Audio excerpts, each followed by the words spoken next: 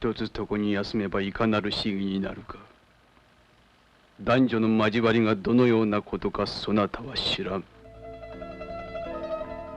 教えてくだされば従いまする。無謀なお方だ。なぜ無謀なのですか。関白の娘でもただの女子に過ぎません。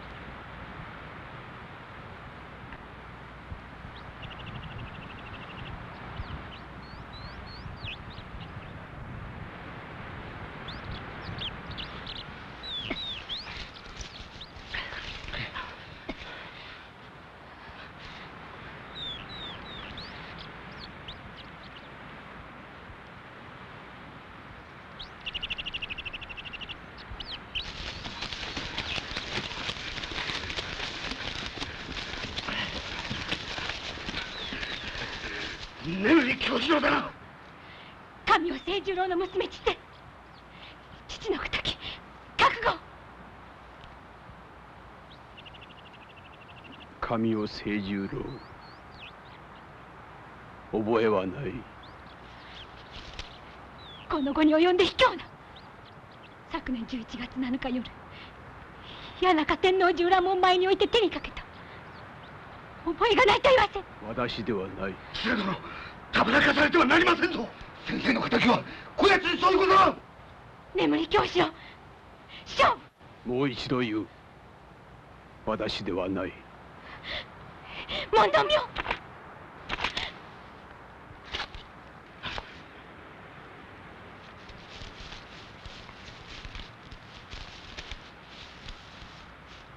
女性にしては優れてるが、その腕では私は切れん。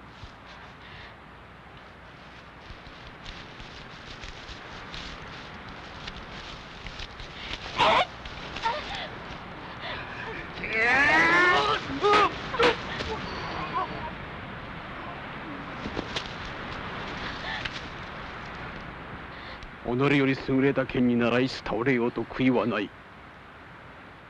たとえ人違いであろうとも。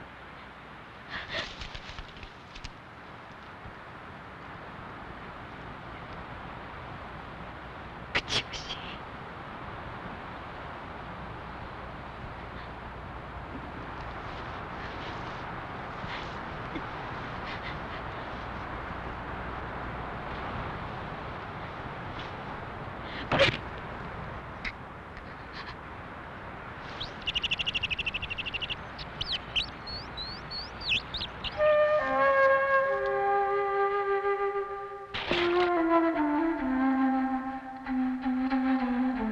また一人自分に近づいた女が死んでいった。京四郎は我が身の生まれながらに背負ってきた黒い宿命をまざまざと思い知らされたのである。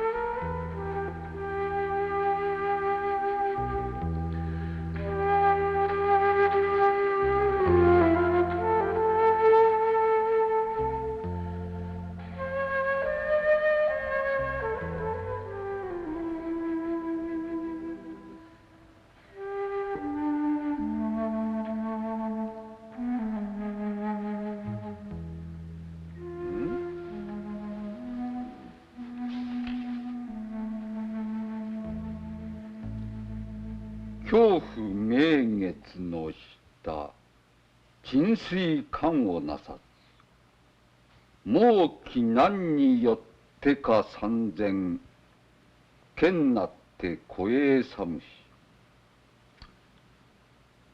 思ったよりいい字を書くな。剣なって小栄寒しか。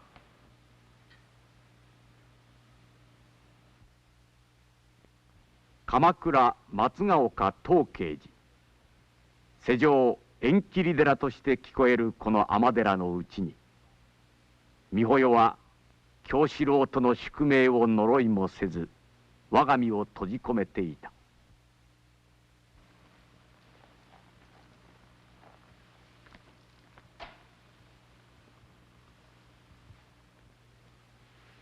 院大様、どなたがこれを？江戸を仕上げ龍正寺のご十字様のお使いがこっそりあなたに渡してくれるようにとのことでした。まあ、空念様が。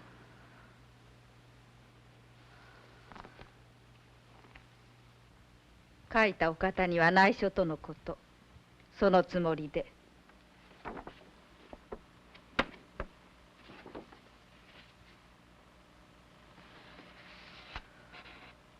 恐怖明月の下。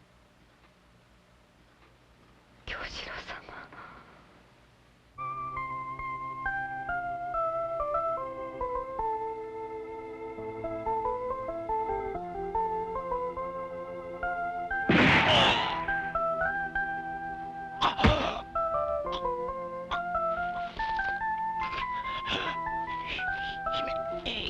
姫。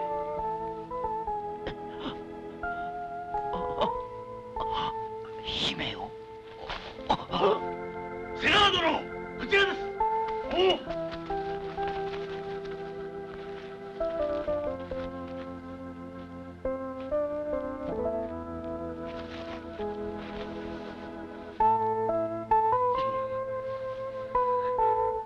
すいません。近くにいるはずだ。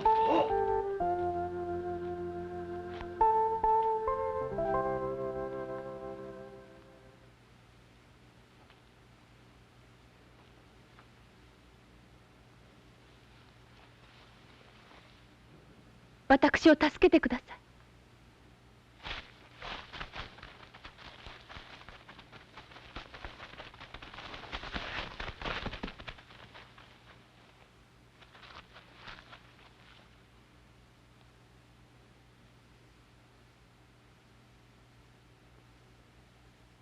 私は関白の娘、陽子。助けてほしいのです。そなたの住まいは？連れて行ってください。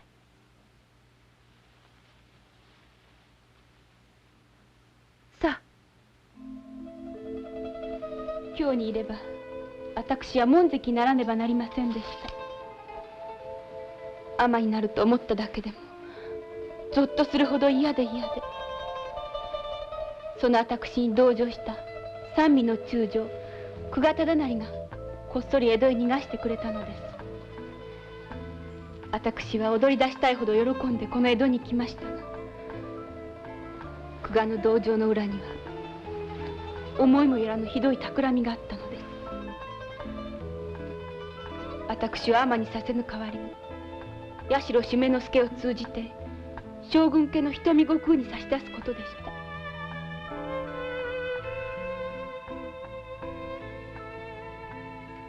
た。私は今日初めてその企みを知り、何としてでも逃げねばと決心し、今日よりついてきた友に打ち明けました。先ほど死んでいったあの男が。私にはもう頼る者は誰もおりません。私はここへ住まわせてもらいます。ならん。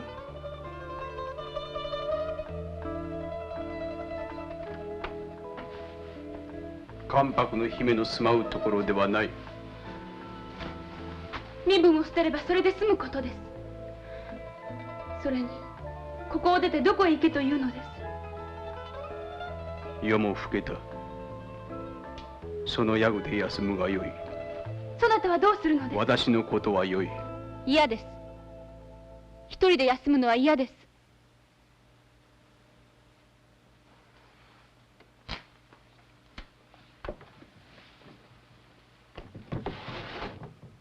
嫌とあらば出て行っていただく。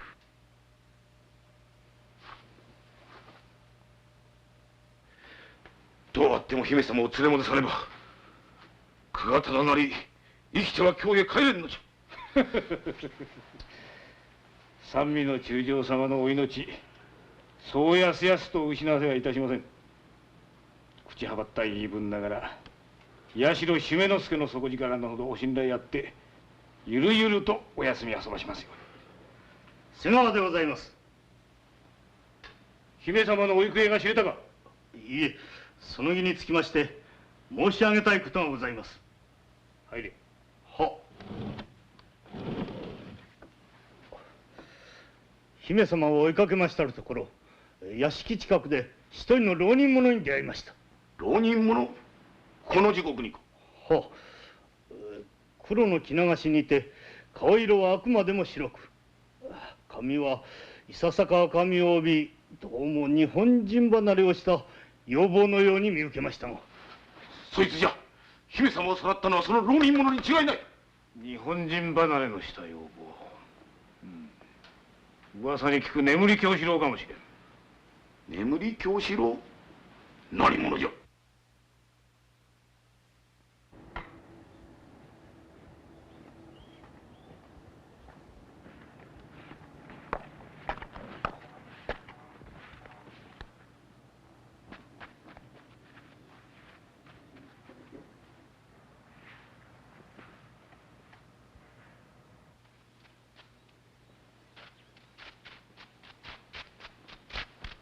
ご住職ですね。はい。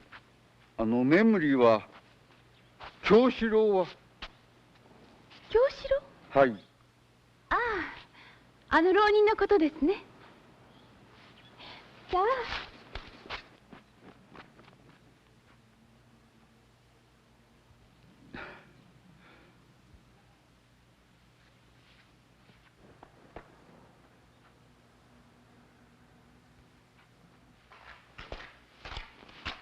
京四郎、お客人じゃ。女人ではのうて立派なお武家様じゃ。名は？お主直々に言うとおっしゃってじゃ。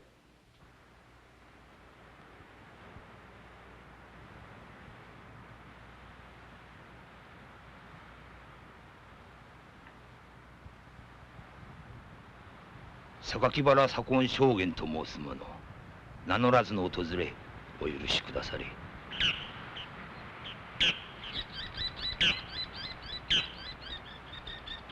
元お目付が私に何のご用か？お主、陽子姫を拉致したそうじゃな。八代姫之助がお庭番どもを動員してお主の在りかを突き止めるべく教本しているとのこと。必ずや嗅ぎつけるに相違ない。姫を取り返しに来られたのか？いや、守って差し上げるよう頼みに参った。お囲まへ通すことが意に沿わぬなら、なんとか社の手の届かぬところまで逃がしてあげてほしい。それがしの念ずるところはただ一つ。幕閣内に己の権勢の座を広めようと企む社の陰謀を食い止めねばならん。すでに無役のそれがしとて出る幕ではない。しかし上様にはご幼少の頃から20数年おそばについてきた。その上様が権力の具に気をせられ利用されるのを目視しているのは耐え難い。眠り殿、お願いする。それがしの言いたいことはこれだけなのじゃ。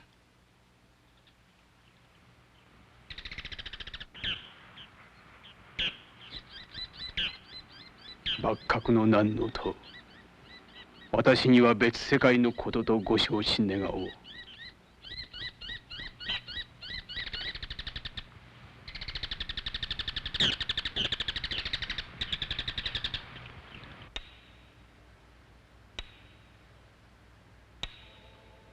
私は生涯妻を持たぬと決めた人間だ。今夜そなたを抱いたことは明日を約束したことではない。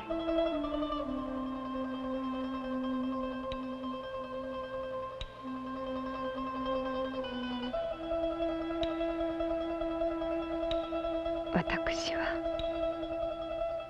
生涯あなた様の妻でございます。京四郎様。私はもう姫ではありません。そなたと夫婦になればここへ住むのに何の不都合もないはずです。私が嫌いなのですね。私が嫌いだから東慶寺へ行けというのですね。尼になるのが嫌さに今日出てきた私にそなたは縁切り寺へ行けというのですか。私はそなたが好きです。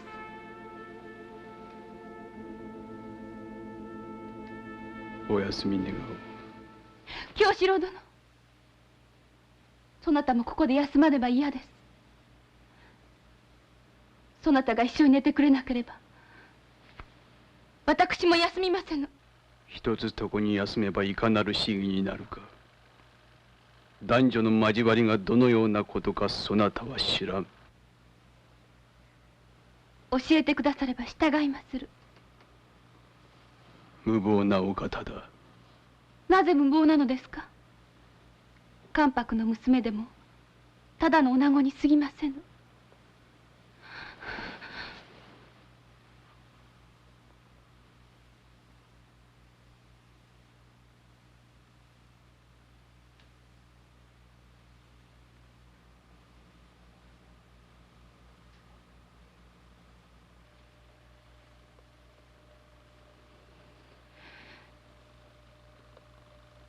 陽子、一人ぼっちでとても寂しかったんです。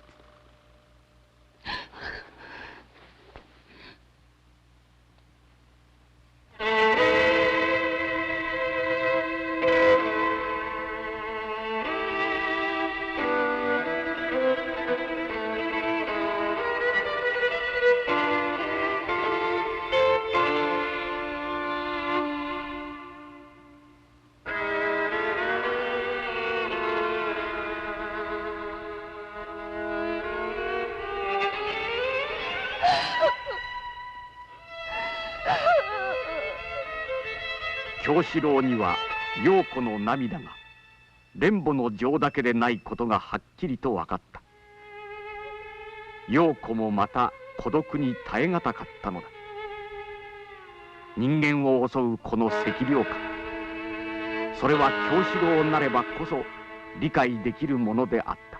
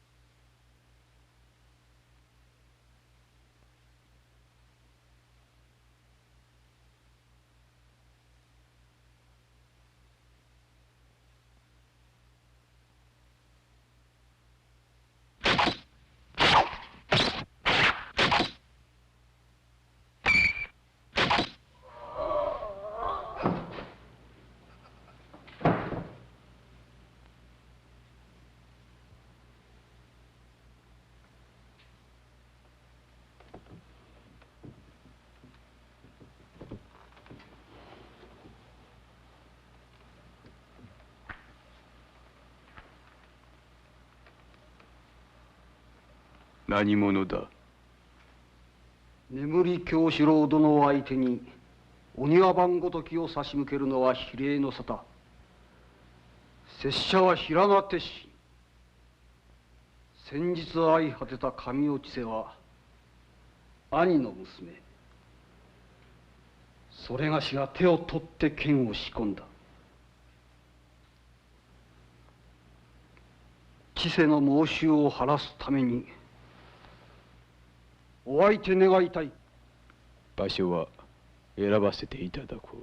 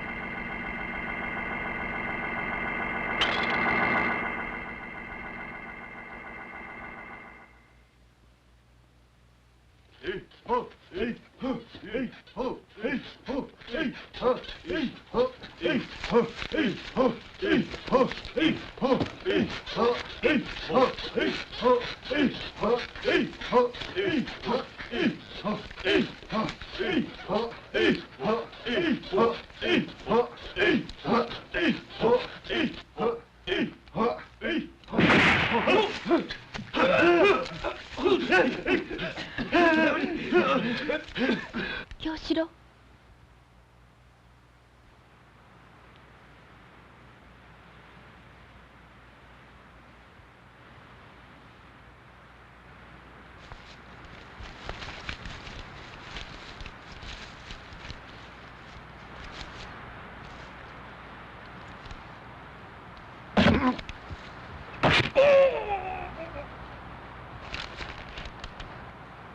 私はこれから尼寺へ行く。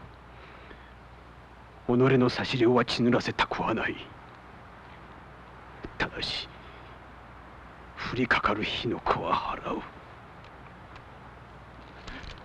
手折りだぞ。うん。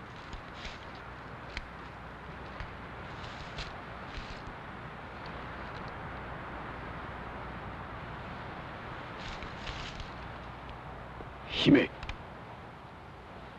出てはならん。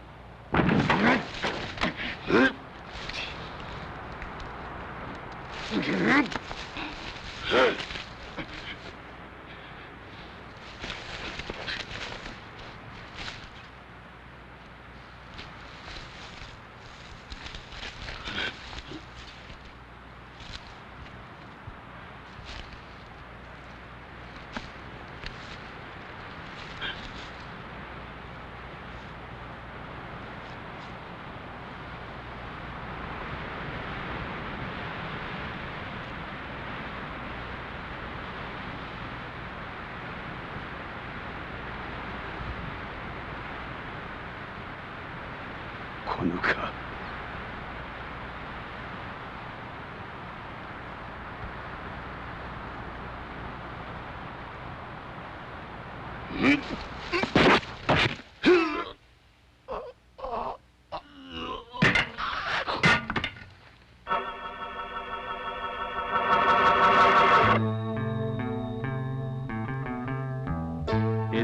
上龍正寺空年和尚より急死をもってお願い申し上げた女性をお連れいたした。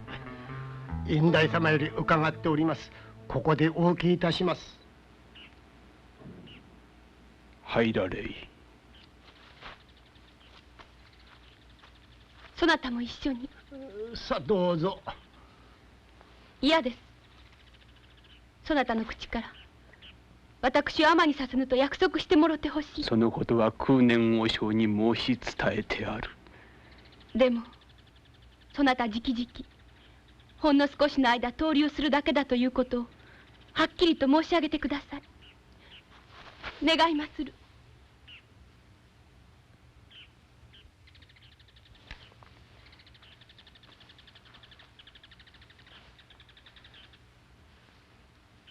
眠り京四郎殿ですね。姫様のこと万事お引き受けいたしまする。お願いつかまつる。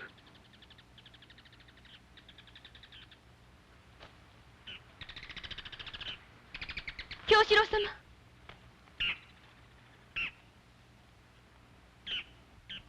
眠り殿、見ればお怪我をなさっておいでのご様子、暫時ご休息なされるがよろしかろう。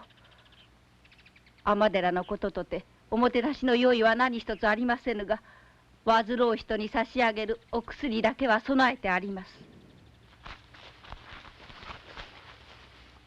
お許しが出たではありませぬか。さはよう。さあ。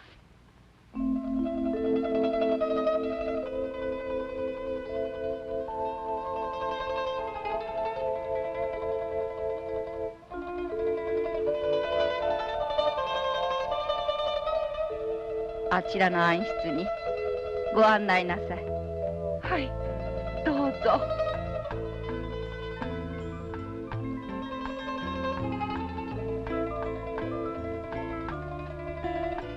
院大殿、京四郎様にもう一度会えますか。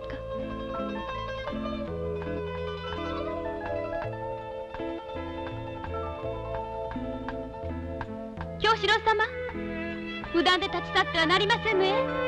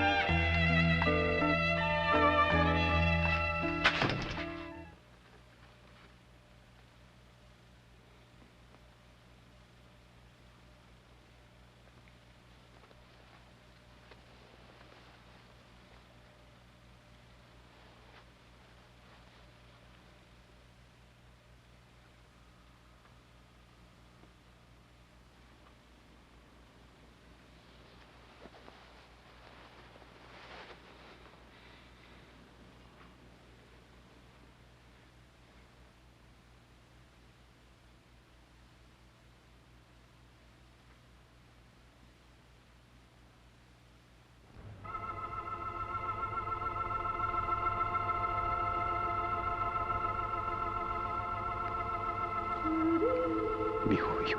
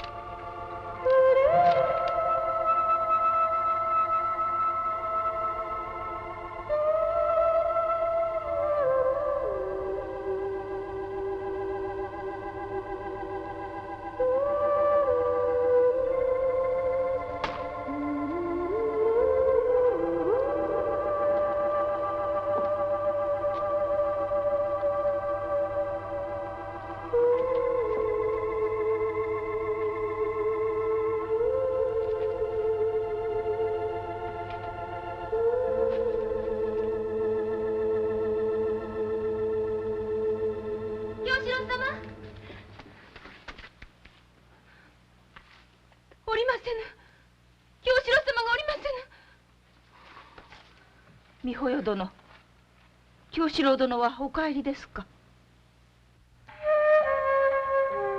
京四郎殿はお帰りですか。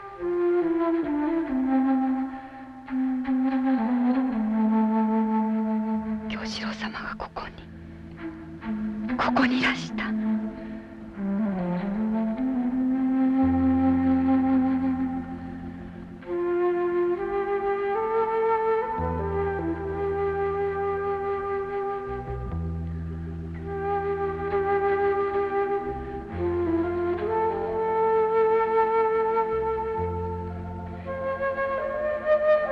眠り殿はなぜ会わずに行っておしまいになったのであろう。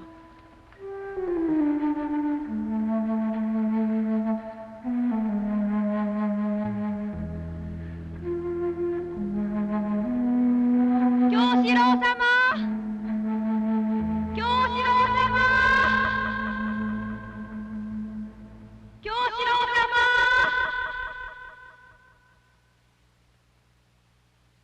京四郎様、京四郎様。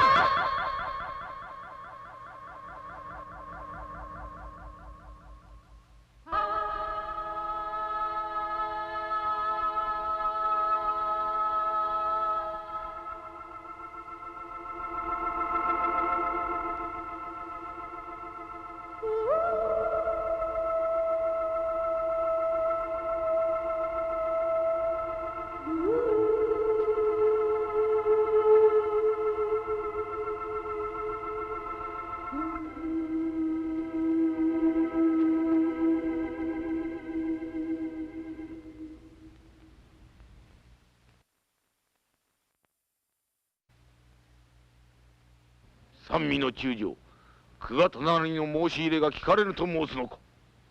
さようでございます。女人救済の寺として勅許を賜っております。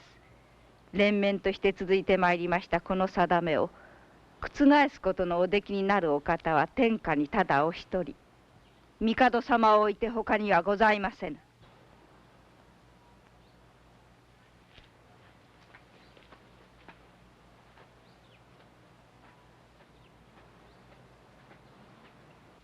会いました。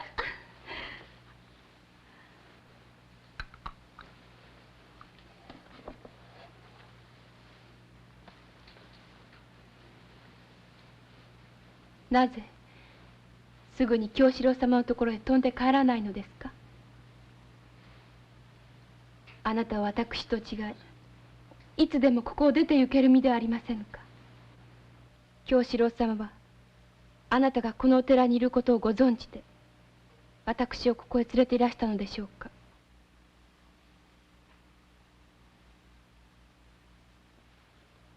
ご存知ないのですか。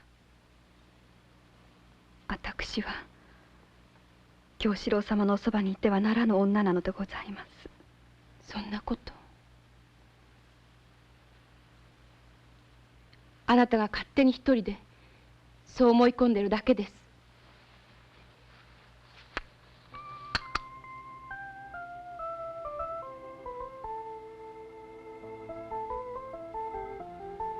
八代締之助は貴殿に対する怨恨闇がたく、お庭番をはじめ手だれの浪人どもを雇い入れ襲撃を策しおるとのこと。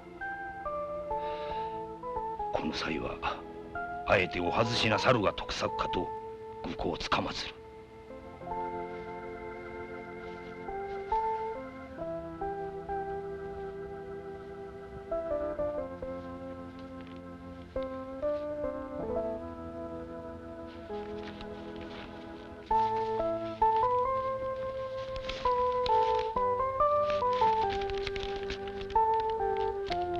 殺をもって殺を去る。知らず他に死を良くする術を。狐も死する時は丘にこうべすとか。幾何が兵は問わず武器勝ってたるべし。時今夜半伊の下国。ところ西ヶ原御殿山。八代締之助、眠り京四郎殿。これは挑戦状。眠り京四郎、明日のために今日を生き破れればまっすぐに地獄へ落ちるのがふさわしい最後と心得ておる。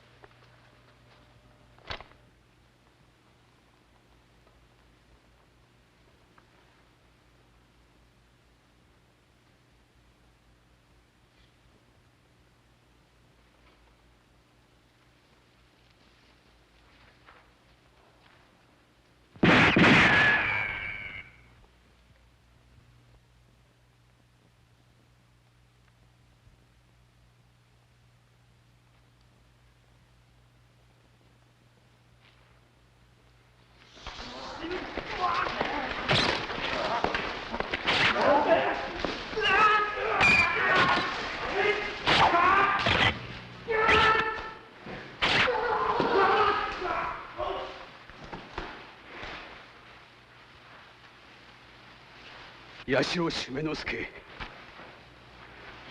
必勝を引きする将ならば姿を現したらどうだ。眠り京四郎、よくここまで来るか。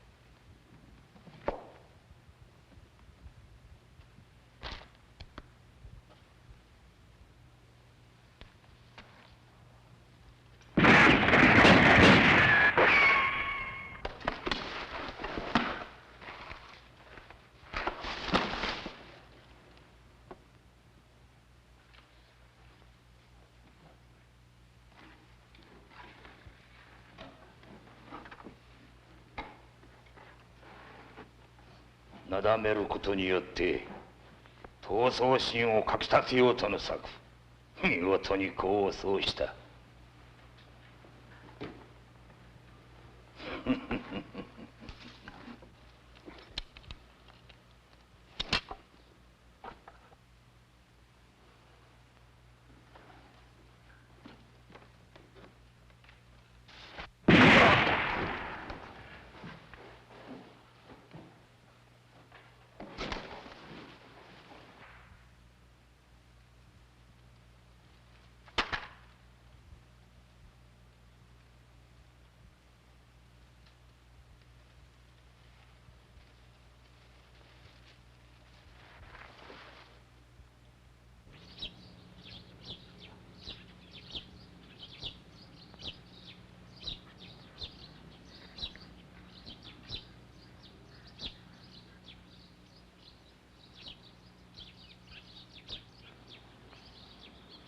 姫様、さあどうぞお入り遊ばします。今日の父上から尼にはせぬと約束してまいりましたゆえ戻ることにしました。それは何より。まあともあれ、さあ。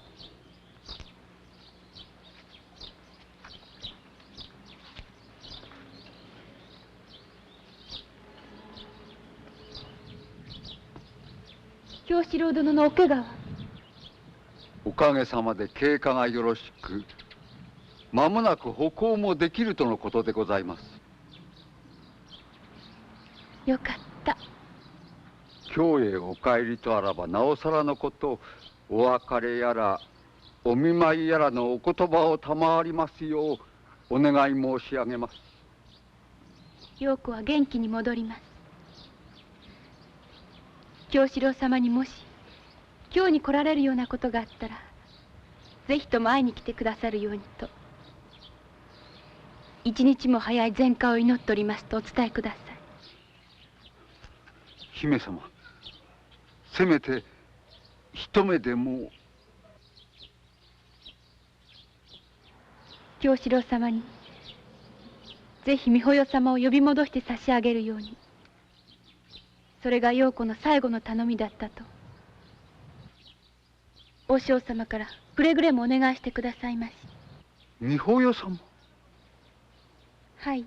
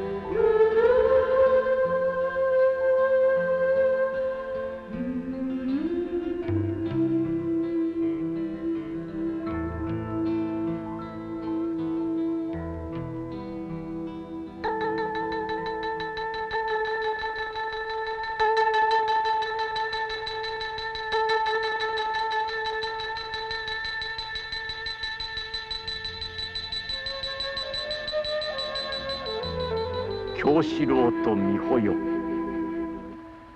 二人を結ぶ絆を断ち、再び孤独の地獄に落ちてゆく己の姿を京四郎は見たのである。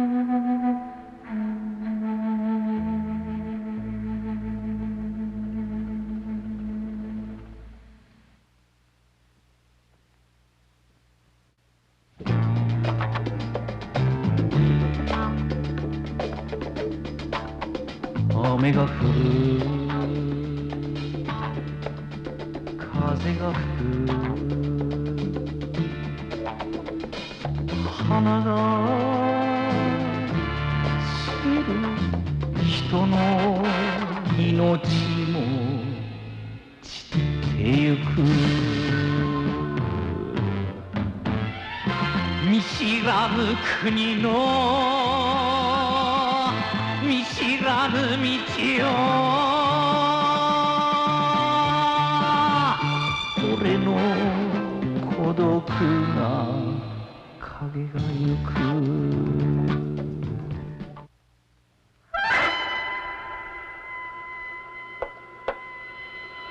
そなたの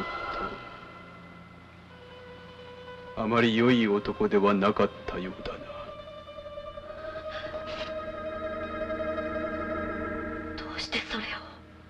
京四郎が目くらになった。切るのはこの時と刺客が狙い賞金稼ぎの刃が迫る。次回眠り京四郎にご期待ください。